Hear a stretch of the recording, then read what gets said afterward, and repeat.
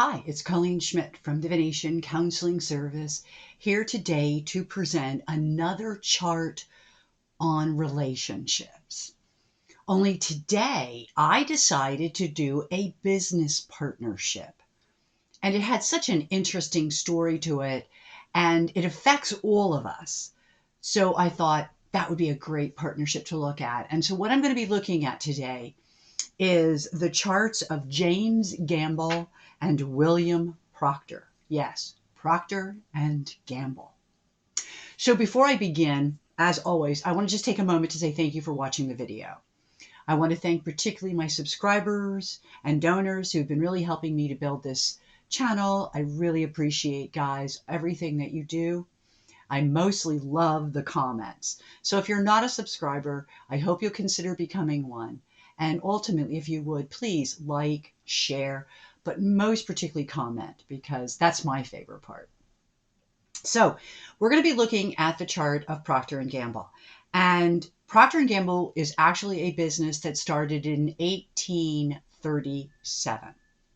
And ironically, it was a very prosperous company within 20 years. It was just off the charts, very, very successful. The irony is that these are two gentlemen who came in off the boat. We have William Proctor,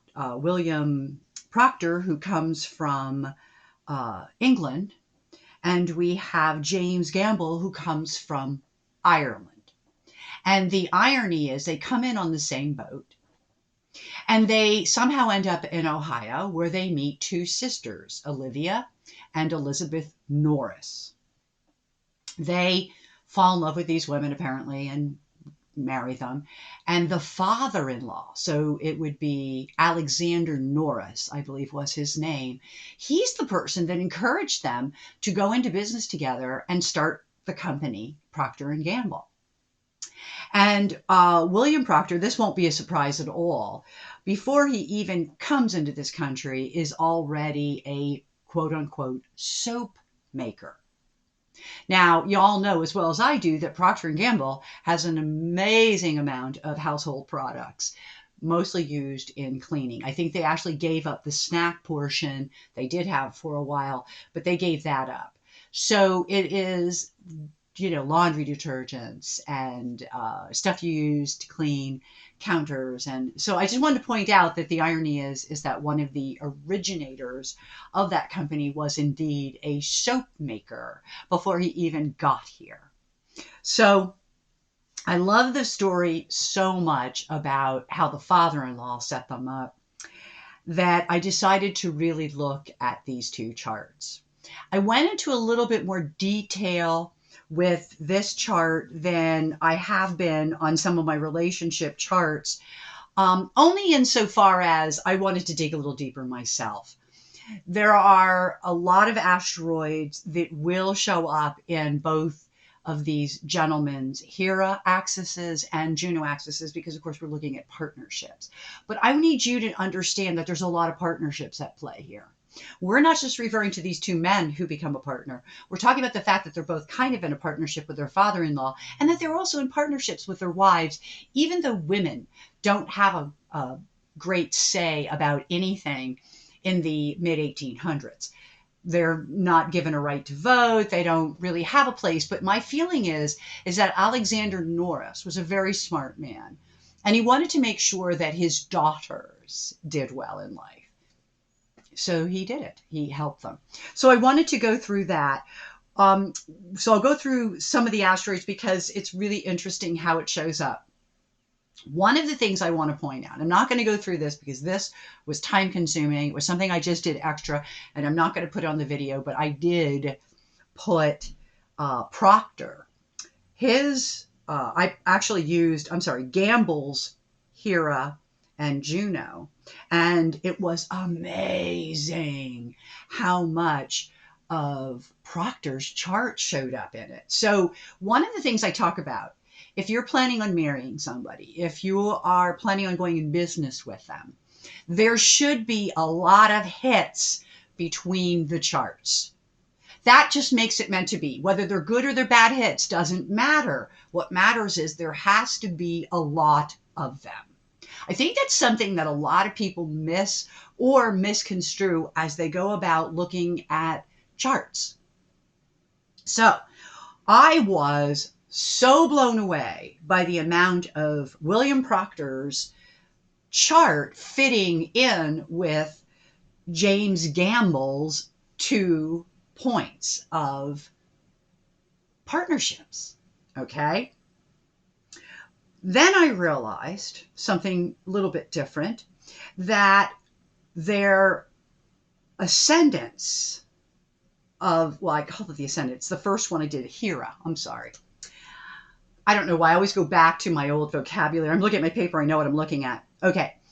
So if we go back to Gamble's Hera and we look at Proctor's Hera, which, by the way, are 2 different Heras. Okay. One is 23 Aquarius 49. So therefore 23.49 fixed. And Gamble's is 1658 mutable, or 16 Gemini 58. The interesting thing is these particular points are only off about 40 minutes in axis, because 1658 would equate to 1619 in William Proctor's chart. So in other words, their Heras create the same axis point within about 40 minutes. That's quite amazing. And so when I realized that, I went, oh, no shocker. A few other things that I think are really important to look at. And I missed this actually in the diurnals. I like to look at out of bodies. And one thing about the lottery winners is that he did have in the chart where he won an out of body, that's what they call it, out of bounds, Venus. Okay, out of body. It's out of bounds. It's out of the body of the universe, or it's out of its orb. This particular partnership, we have Gamble with an out of bounds Mars. And we have Proctor with an out-of-bounds moon. No, they're not really aspecting each other in that way, but I just thought that was really interesting, and we'll be able to look at that. The other thing that I want to do is I want to check for both men the Aries point, because something that jumped out at me when I was just briefly looking at it was that James Gamble actually has a Sun Apollon in the Aries point. That means that he is going to be a very successful businessman. Okay? Not only does he have Sun in aspect, but there's also, and I'm not sure which one it is, and we'll get to that in a minute, but each of these gentlemen has an outstanding aspect to the Sun. One of them is a Sun Volcanus, a little bit wide. The other, Sun Apollon, they're in opposition, but they're in opposition within a degree, which makes them on a dial show up together. So I'm going to talk a little bit about first their charts. So as I go in and I'm going to pull up the charts, I want to first just let you know, very true to form, these are old charts. I have no time. So I'm going to be using noon charts. But once again, I believe it's the chart of Proctor, William Proctor from England, that I think is kind of interesting, because I think he might have been, just based on the chart, born closer to that time. Okay. Now, I still will go through all the things that we should look at, because I think they're still viable in what I always refer to as the Sun chart, or the Midheaven chart, however you want to look at it. And we'll look at it. Now, the first thing I want to point out is, of course, we're going to be looking at the 7th house, the house of partnerships. But in this case, it is not the 5th house that would counter it, but perhaps the 6th house, the house of work and service, because they are a business partnership. And this is the first of several really wonderful, I got a lot of information regarding business partnerships. Well, I didn't get it. Actually, somebody who does some work for me got them, and pulled up many partnerships. I decided to start with Procter & Gamble because I thought it was a really interesting story. But I've got partnerships that, Hewlett Packard, that whole partnership, then it moves on, and then you go to the Apple partnerships and then to Microsoft partnerships. And so a lot of that stuff is common knowledge, and it's really easy to get that information. Wikipedia will give it to you. That's one example. But this is actually one of the best ways for astrologers to get very good at their craft. Both of these men are dead. Obviously, I will not be going, hopefully, too much into their personal lives, because though they're dead, I still respect their privacy, because the soul energy. Okay, their Procter and Gamble still exists, and their grandchildren or great grandchildren, whatever, might be running the situation now.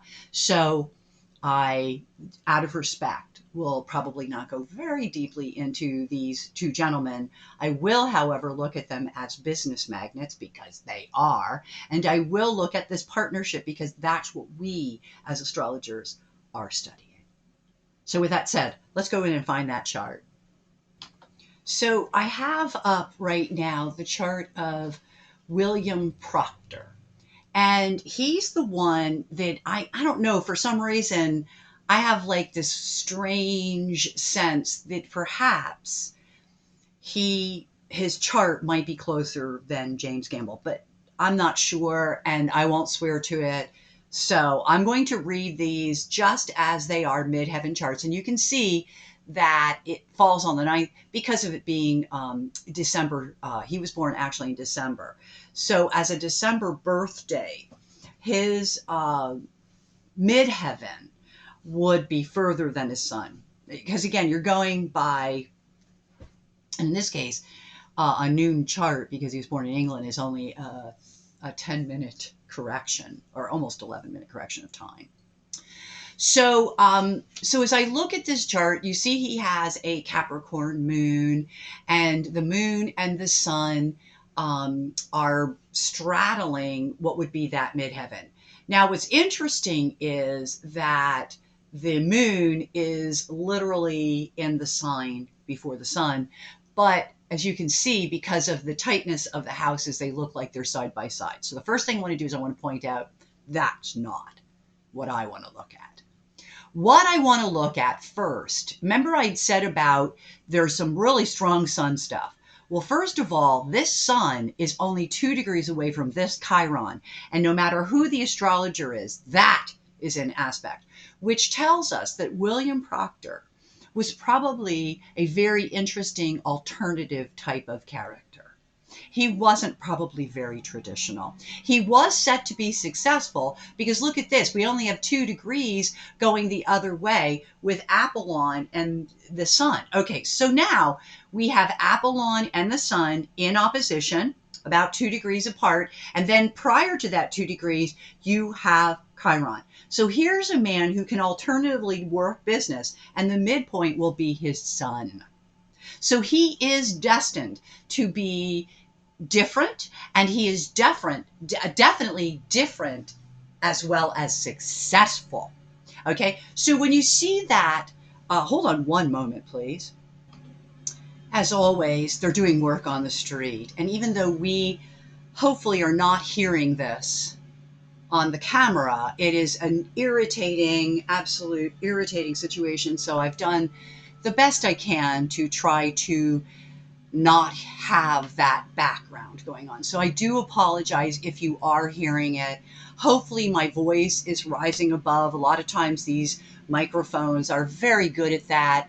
It is literally right outside my window though, so I do want to admit that. So getting back to this chart, I did want to show that the sun in opposition to that Apollon is actually an Apollon sun, and it does mean that from his birth he is destined to be successful. And the irony is that he may not have really known that until he was older. So Apollon and the sun in something like that is a sign that somebody is either going to be successful or they are going to be able to or they're going to be able to expand in many ways. So even in the opposition on a dial, they would be together. And I'll show that in a minute. The other thing that I thought was really, really interesting here is that, first of all, remember my story. These are two men that come together, all right?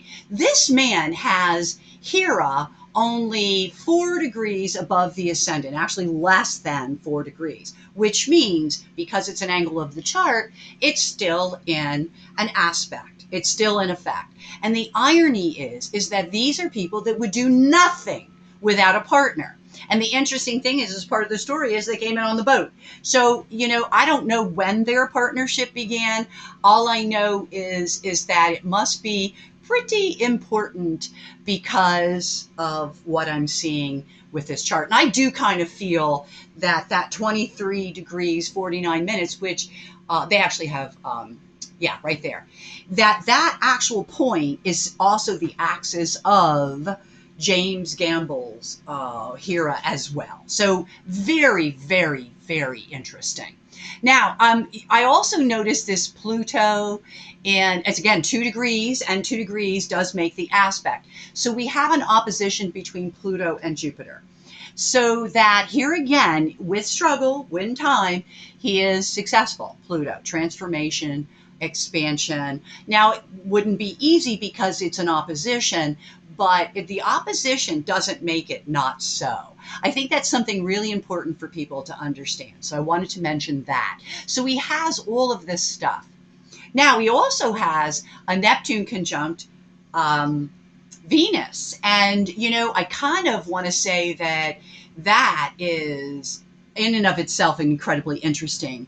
Not just because it, as a part, squares this, but this is a man who can really be like in love, okay? Like really in love, okay? So he is really partnership oriented in many ways, and probably had, as far as his falling in love and all of that, he I don't know, like he really loved. So that was probably a real key to his partnerships.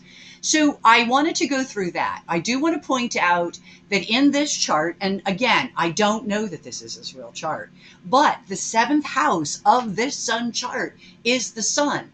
And the sun is within range of the midheaven, which does kind of indicate that his partnership is part of how he becomes extremely successful in life. It's the changes that come through the partners that bring about his success, which is very true. Now, this is not his chart, but this is me again talking about how good sun charts are.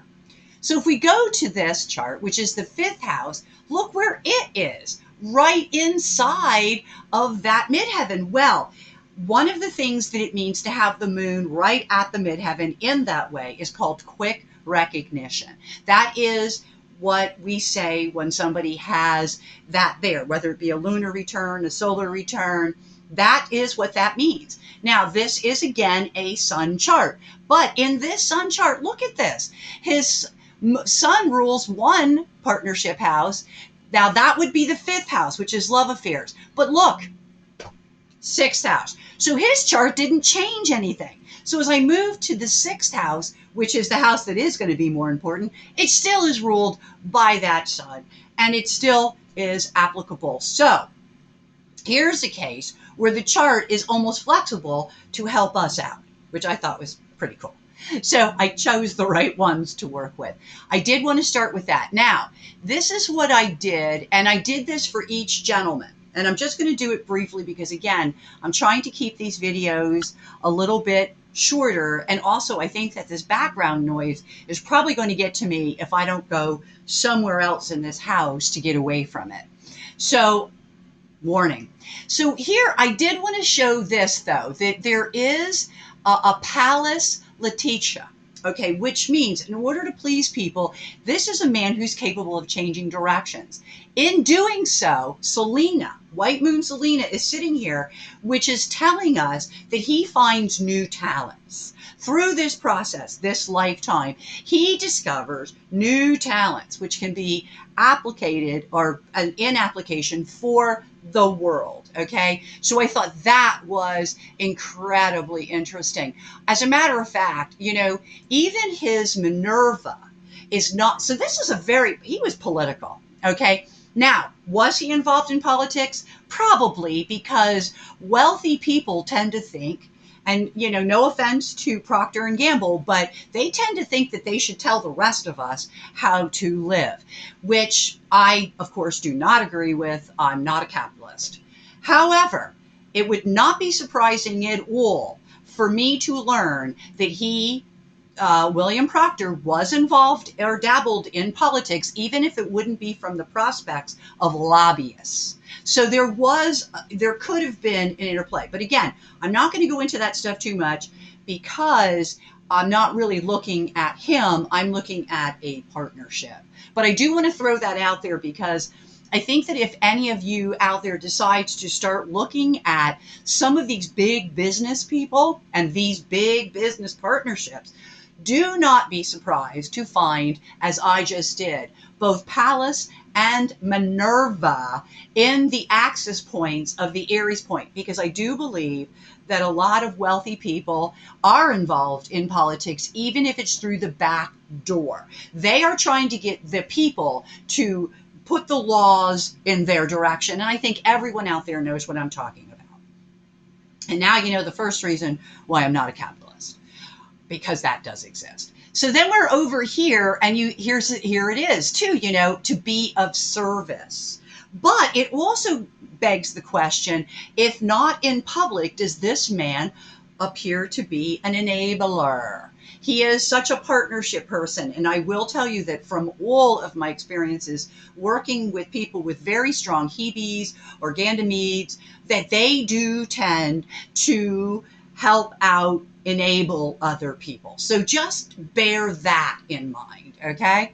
Now, the places that I want to look for Proctor are that we want to start with the Hera, which was at 2349. Okay, right here. Right here we see it. See how Hidalgo is there? He's also not somebody who speaks up or speaks out in partnerships with these two running together, maybe because he's not sure how it will be taken. And there's something else that showed up here in the partnerships, which was Stockholm. And I do see Stockholm a lot in the work that I do, and I kind of wonder what it means, because we all know what Stockholm means. I wonder if somewhere in these partnerships there wasn't somebody who was a little bit of a bully.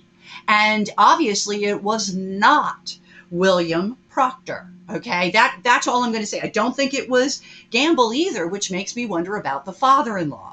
So we have this enabling concept. It gets a little crazy because this guy really don't want to speak out. So he's a really big enabler, especially from an Aries point perspective. Now, what's really cool is look at Venus and how it connects on this dial. Remember I told you he falls in love with dependency. He is so dependent on the woman in his life. And that makes me wonder about the relationship with the father. What did the father-in-law have with regards to this business? I'm going to go with a lot. Okay, you're going to see also there's a lot of pressure there. So I thought that was interesting because I do look at Venus, particularly when I'm dealing with business partnerships, where that is going to have a larger say. So then I meander. And so I go back because I really do want to look at that 23 point, which is, again, right close to all that. So you have to know that by midpoints, that Venus, Eurydice moment that we were just looking at that equals pressure or volcanus is also going to play out in that partnership to some degree. A, because it's Venus. B, because you're not talking about a whole lot of degrees between that Venus and that Hera. Okay. So as I continue and look at that Venus, Mercury, I mean, this man was really in love with his wife. Now, maybe she was a bit of a bully. I don't know. Are women capable of being bullies? Yes. Oh man, I've met a few. So, and the kind that hurt their other significant other. Yes, I've seen it. I've seen it. It's hard to believe, but there are people out there that do it, and there are people out there that will put up with it. Both of which is kind of horrifying. So the axis that we're going to be taking a look at is right here. And then when I did my, because you have to do the full axis. So it goes from 2349 all the way to 119. Okay. And that, again, I'm not, oops, it's on the wrong point. Okay. So you can see that there's a lot of activity here. Okay. Look at that Vesta Venus. This is a man who was really destined to make money. And look how close, how absolutely, utterly less than a degree to the Midheaven and Apollon. And remember that this is the same axis that James Gamble also shares. Isn't that incredible? Just absolutely fabulous. And I'll look at the totality of this when I put my notes up at the end. Right now, I just want to show you this. Look at this bonding, withdrawing from the bonding. Yeah, they had to take breaks from each other. I'm sure of it. Look how that this is like so amazing because the sun is right there. I mean, this is just almost mind-blowing how much this man has in that Hera axis. Absolutely phenomenal. Absolutely phenomenal. So then I went to, and I'm going to do the same thing for James Gamble, and then I'll put my notes up there, which shows the complete axis of either. And that is Juno. And Juno happened to be on the cardinal side at 1338. It's easier to see because it's actually it's one of the big four. Whereas Hera is more of an afterthought. So here we have his, and look at this, Ascendant Chronos. Again, you get this idea. Look at this partnership, okay? And you're questioning the partnership because there's a Sphinx up there, and it's Sphinx to Juno. So there's a questioning of the partner. And that might be, where is my partner? What is my partner doing? Or who is my partner? Because there's a lot of partnerships here, but I really also like this. You know, sometimes it's here we go again. There's always going to be this sense of gloom and doom as they may have had to start some things over again within their partnership. So here we go with contracts and things that might have had to be redone. Who knows? We don't know. I have no idea. It'd be worth looking at. But it also shows not only gloom and doom, but this concept of privacy and how you would want the information within that relationship to remain private. And remember, he did have Hera running with Hildako. Okay. So if we look in the 1338, we come to a 2838 fix, which is exactly where the back end of the arrow is facing. Okay, so you see, like, nothing really changes there. But look at this. Less than a degree away, Cupido and Hades. Okay, so there's something about the family. Maybe, you know, he has some issues with where he comes from. I don't know. I mean, you know, we don't know. But it may be his partner is questioning some things about him. Okay, so we don't know. We don't know any of this. Okay, so this is, and look at the Jupiter Venus. Okay. That's always so nice to see too. So Jupiter Venus is also really good, a really nice aspect. The Mercury Mars is decent. So there's a couple of things there that bode well, you know, that he could do well in partnerships. Then it goes on. And then the next thing we want to look at is it goes to 608. So I have to go to 6. There it is. Where you find Hecate. Okay, and it's 08. So let me go. There it is. So you have Hecate, but look at this. It's Hestia and it's Clotho. Clotho being beginnings. Hestia being your work. It's the beginnings of work. It's the beginnings of Apollon node. Many new connections. This is, again, a really phenomenal thing. Hecate is running with Amor. And so it's wisdom that teaches this man boundaries when it comes to partnerships. Because Amor is about loving people, but saying, you know what, I really like you. I think you're a really great guy, but you can't do that. And so there is this Amor and Hecate, the wisdom, the intuition, listening to your gut, your dreams. Okay. It all plays into this. And I'll talk about it in a minute. Okay, so that gives you the scheme of things for William Proctor. Let me look at James. We're going to just do the same thing. Very briefly, we're going to look at James Gamble. Now, James Gamble's chart doesn't feature, I just want to talk about this for just a second. You see this wide orb to the sun, Vulcanus, and it is fairly wide, okay? It's like 9 degrees. But what I really, really want to show you, I'm going to come back, but look at this. Because I have to. Look at the Aries point, and he has Sun Apollon. Isn't that incredible? I just think that's incredible. So, and look, so both of these men, as soon as they were born, astrologers could have said, wow, you're going to be very successful. Both men. I just can't believe that. I just think it's so incredible, right? So I had to show that.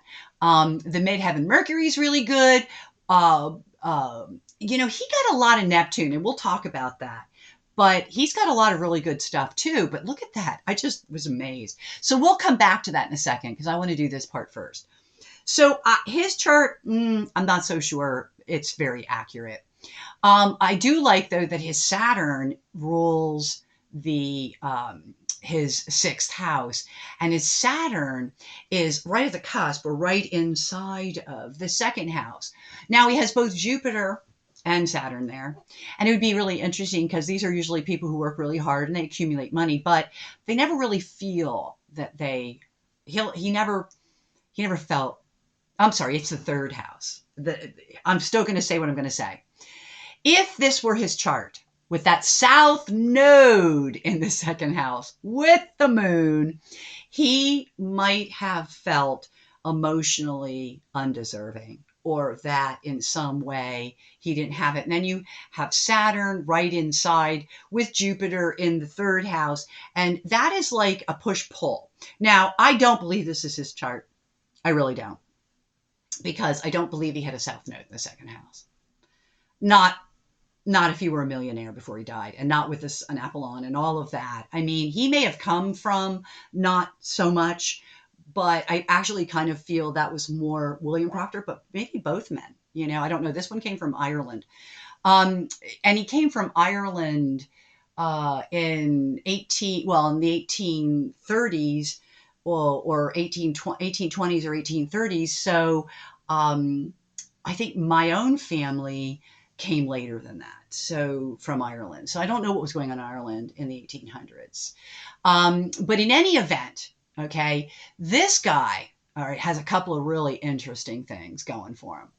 But I did want to go through that. Uranus is the ruler of his, and Uranus is literally right there sitting on the IC, which means it has a Uranus midheaven. This chart does, because it's the sun chart. Because look, Uranus and the sun are in opposition. Now, Uranus sun makes for very interesting people. That guy, William Proctor, remember, he had a Chiron sun. That's an interesting guy. That makes him different. That makes him unusual and different. And particularly in dealing with people, once he came to America, because he was not from America.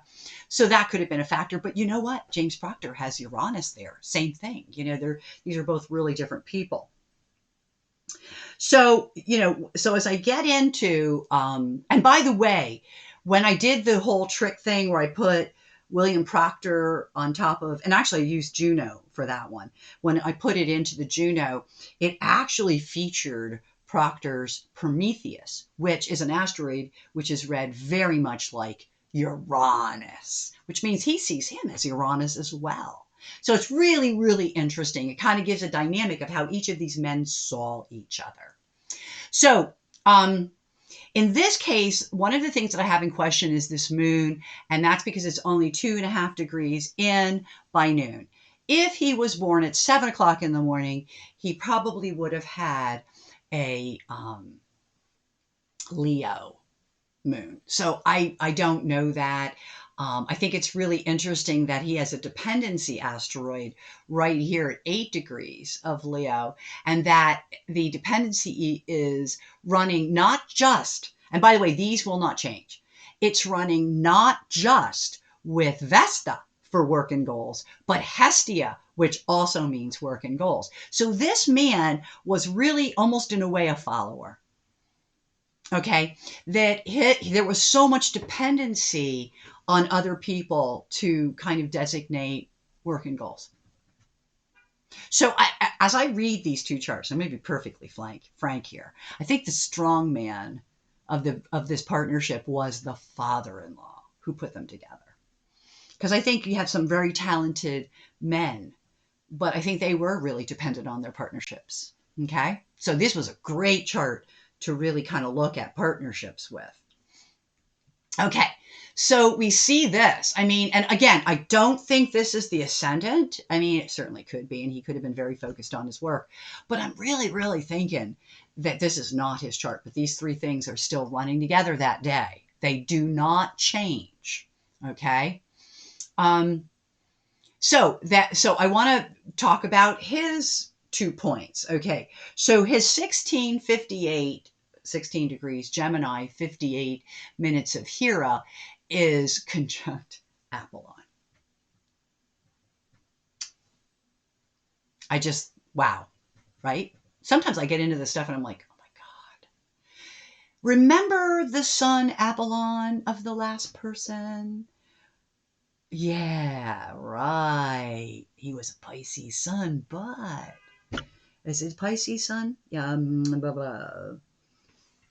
Wait a minute. I have to look at, I did not put their birth dates down. So crap. Yeah, but yes, because it's the opposite. So we had a Piscean sun, and this guy would have been then the Capricorn, right? Because you got I should write their birthdays down, Colleen. Yeah, he's what am I saying, Capricorn? He's an Aries, and the other one's a Sagittarius. So when I see these squares and I'm like getting they're mutables. So I don't have to apologize. I didn't write the signs. I wrote what it was.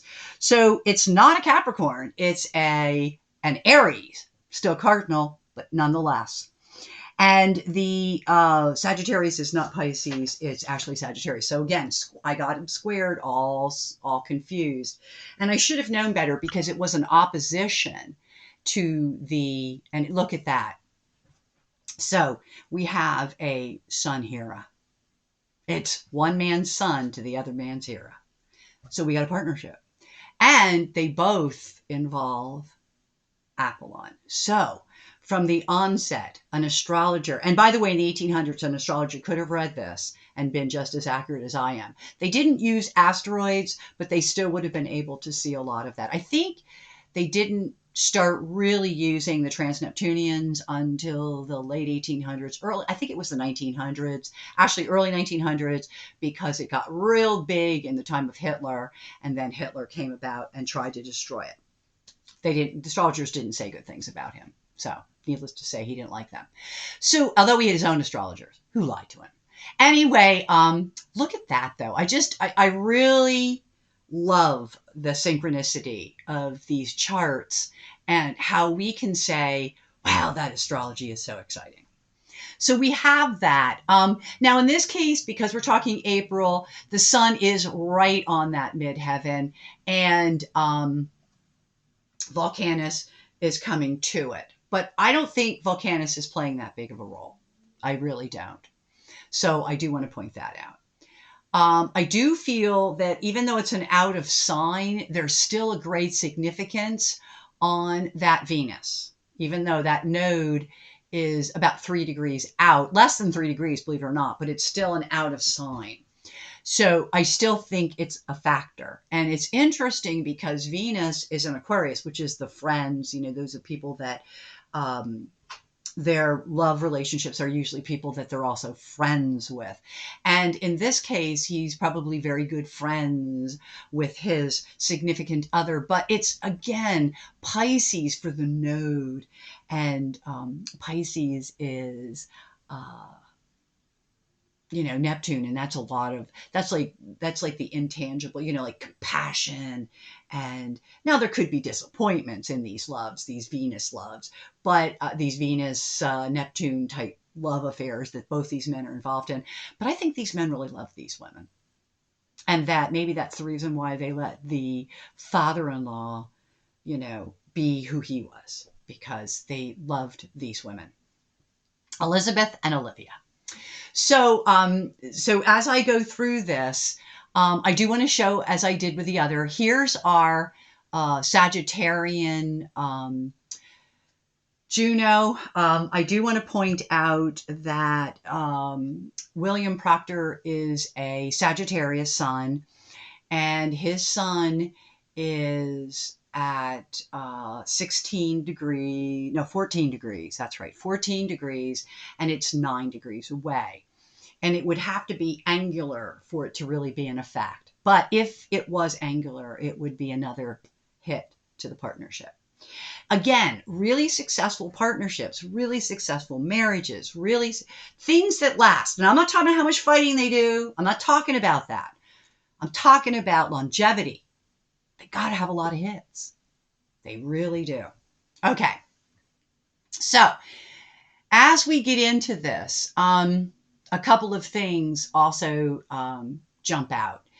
It's really interesting because this is also here at 28 degrees of Capricorn. And I'm only just going to mention it, that it's really close to Adamitas. And it does mean that this is a person who probably feels very stuck when having to make decisions.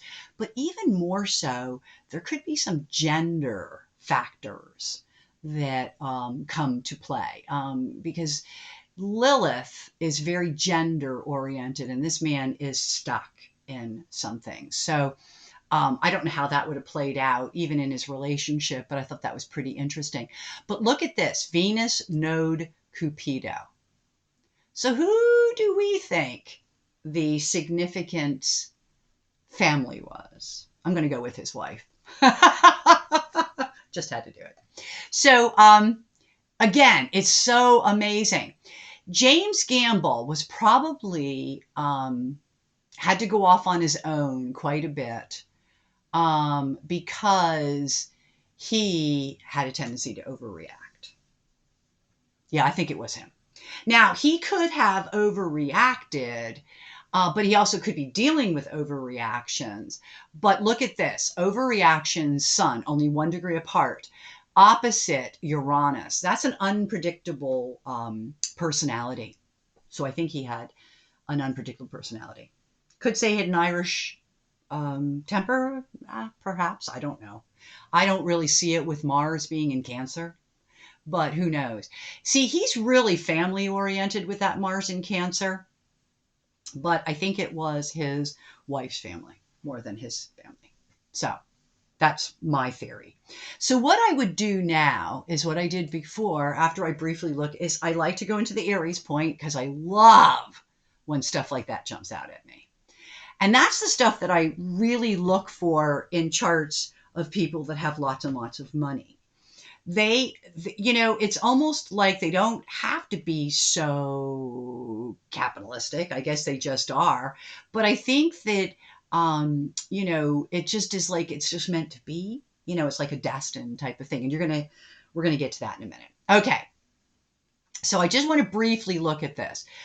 This is interesting because James Gamble did not come into these partnerships with skill sets. He developed his skill sets, there's your academia, as he came into the program, whereas William Proctor was already a soap maker.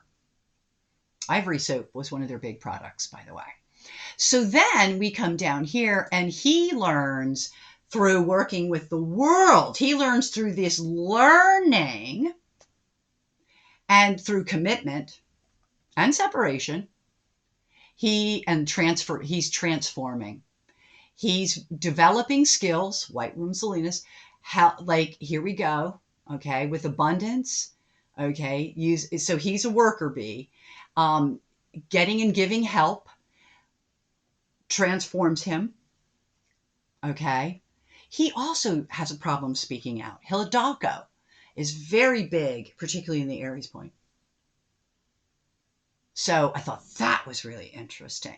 So the Aries point axis for both of these gentlemen was well worth mentioning. Okay. So then I go to what I always do. I started with 1658, which is where we're going to find our remember that remember that 58 is where Apollon is. So we not only have Hera, we have Apollon, successful business partners, being successful in a partner, equals having a great deal of pride in one's work, maybe overly so. Okay, this man has got a lot of pride. All right, and it really comes out within the partnerships. Okay, because it comes up in the Hera aspect, not far from victory.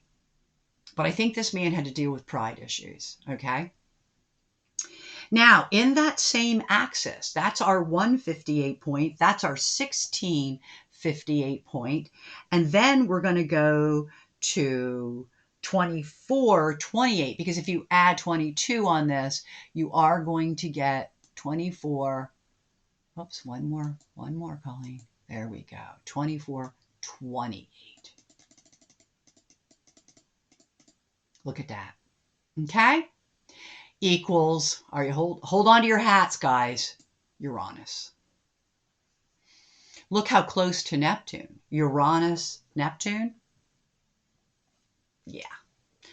Just makes me wonder if this isn't the guy who dealt in tech. I mean, I know they didn't really have tech then, but they did. They worked with machinery. They worked with machines. That was the beginning of the Industrial Revolution, the very, very beginning.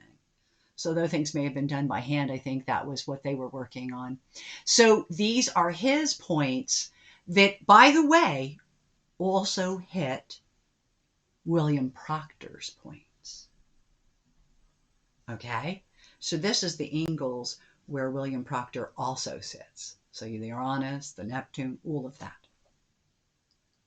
So then I move to his Juno, which is in Sagittarius, and it's, again, not far from the sun of William Proctor, but it's still there, and that is, here we go, right here.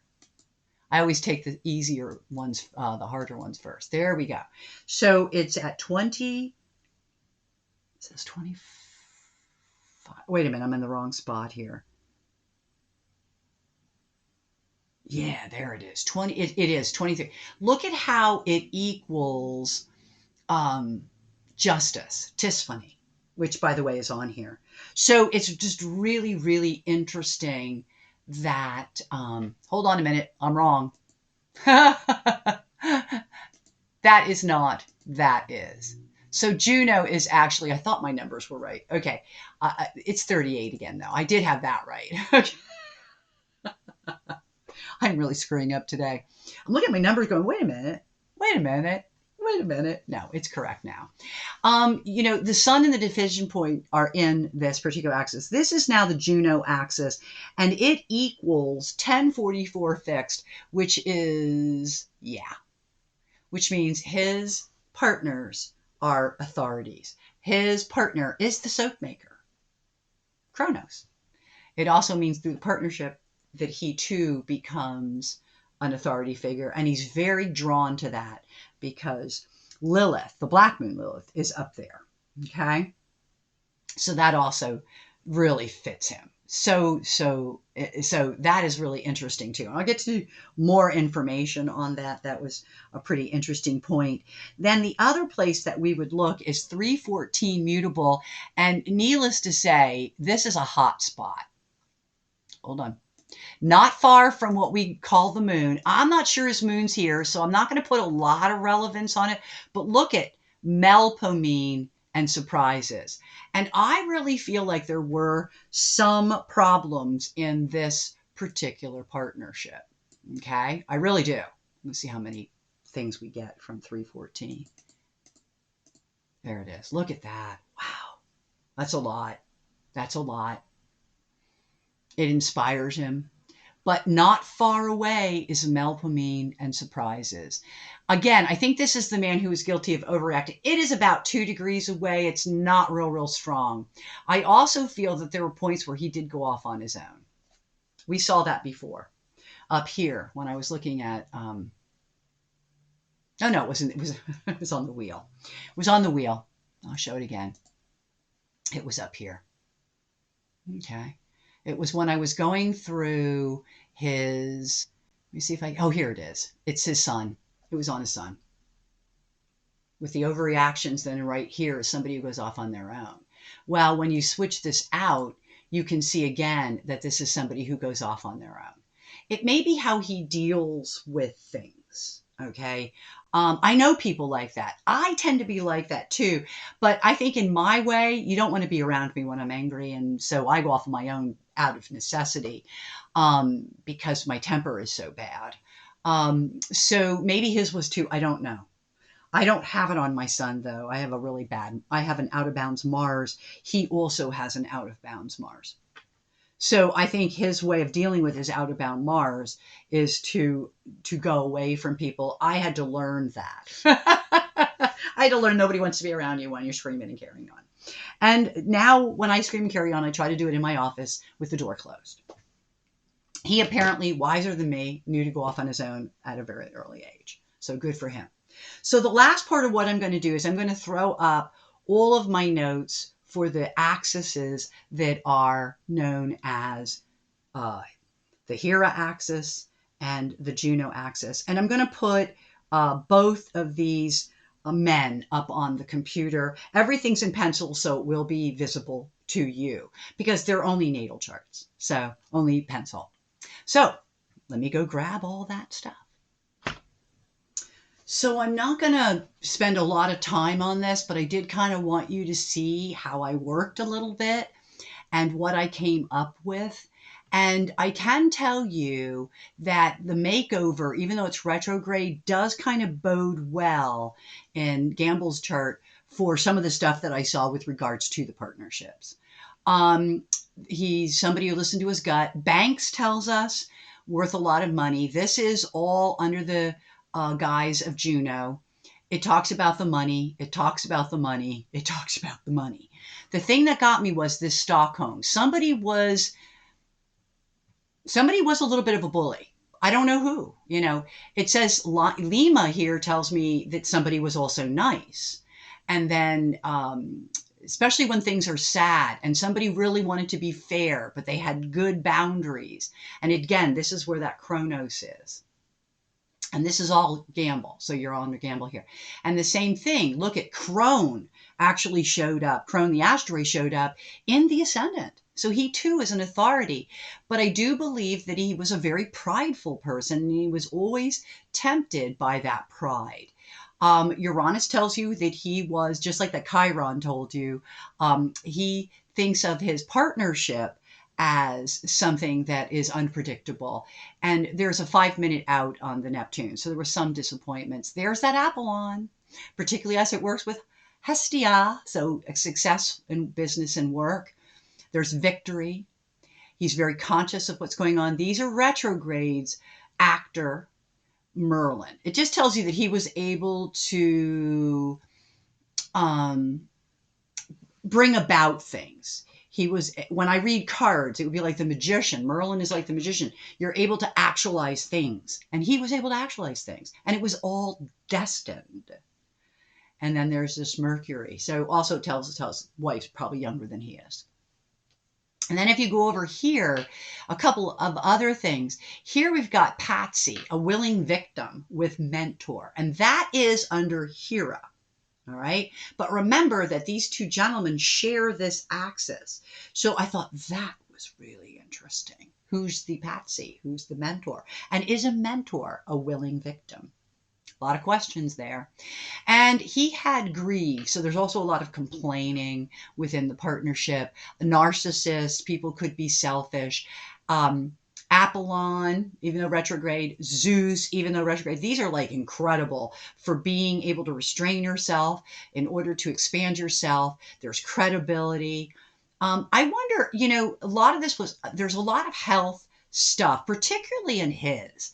And I wonder if his partner had health issues, if Gamble had health issues, or if through this business he developed health issues. Okay. They both have Amor. They both have Hestia. Do you see that? I mean, it's unbelievable. It was not a social partnership. Okay. They didn't even probably see each other a lot because there's questioning about where's the other guy? What's he doing? Da, da, da. They're not social. Okay. New beginnings. Yep. True enough. Okay, here we go with this. Atlantis, which is, I told you, we talked about that, things being in private, or gloom and doom. Is there betrayal issues? There's this whole concept of having to start over again. So there's many times that this whole thing had to start over. But I just wanted to get a really good look at how much information we were able to get out of this that we know is accurate because we know the story. We're looking at these charts in hindsight, and they're quite accurate considering we have no time. So let me come back. So I'm back. I'm going to be on the right camera right away this time. So I hope that was educational. I hope that you learned something. I hope that you're all becoming more confident working with things like relationships. The one thing that I did not do for this chart, and it's funny, I didn't do it when I actually did, which was I did not overlay these two, nor did I combine them. I do want to point out that you can do that. As a matter of fact, I am going to take 1 minute because this is getting to be a very long video, but I want to do 1 minute where you just look at these two charts put together as one chart, because every partnership forms an entity and of itself. And then I will say goodbye to you from there. Now, we could have done the synastry just like we did with love relationships, where you take each chart and maybe put one on top of it. And we could have done the same with this chart. The difference is that these two people are business partners and not lovers. But when they come together, they still form one chart. I am not going to base any of this on the wheel, okay? But I am going to tell you that if we were to work with that Pluto, this was a transformation for both of these men. And it would have not been an inaccurate situation, okay? I also feel that we can't really go by any of this, but we can go by South Node to Saturn. I can think that Saturn might have been the parent, and that he was a bit oppressive with these guys, particularly after I see. But I like this part. Look at the sun as it's so close to that Chronos. This is the chart of authorities. These are very important people, and their partnership is very nurturing to both. Look at that, Sirius. So in other words, this is a really important partnership. Also, I like the way that it dealt with household products. And then Sirius is the other, which is cereals, by the way, which is the other planet that's right there with that Juno. And so you're really looking at, let me see if I can find here really quickly. You are dealing with, here it is, at 20 degrees of Aries. So you're, which would be, wouldn't be making a whole lot of conversations here with a lot of other things. There we go. So it's not, I'll be honest with you, the 20 degrees of Aries has chaos as its opposition and Melpomene. And so basically what makes these partnerships go bad is chaos. All right. And they do deal with chaos. I like the fact that Jupiter is right inside their fifth house. Again, it's a money-making proposition with victory right there. But again, we got South Node coming in from the fourth. So again, this is a great way to read the partnership. And if you were to start dealing with Procter and Gamble, you'd have an opportunity to either deal with the partnership or to deal with the incorporation date, which was in 1837. So I'm going to leave you from here now. So I've really run way over what I like to do. I, again, hope that you learned a lot from this. I hope that we're getting more comfortable with this kind of work. I'll probably keep putting these up periodically, though I really want to work on history next week. Again, I want to work on Hellenistic. So with that said, I do, as always, want to leave you with, until we meet again, I wish you all only happy readings. And again, thank you for watching these videos.